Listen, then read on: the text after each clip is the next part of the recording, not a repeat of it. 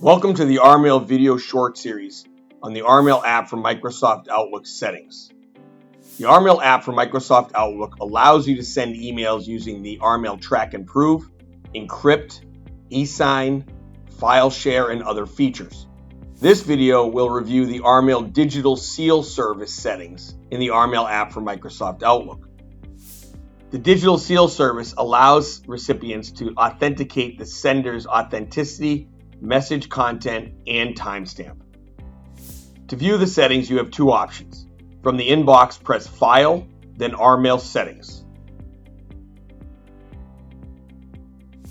The second option is from the Feature dialog box. Press the Settings button.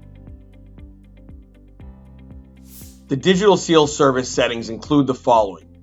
The first is to enable the Digital Seal service so that it can be checked or unchecked on the feature pop-up.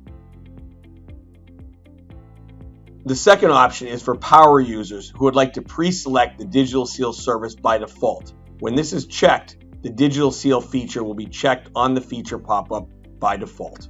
Please note your administrator has the ability to override the settings in the app. If the setting is not behaving as expected, please contact your administrator. Be sure to watch other RMail videos to learn more. Thank you.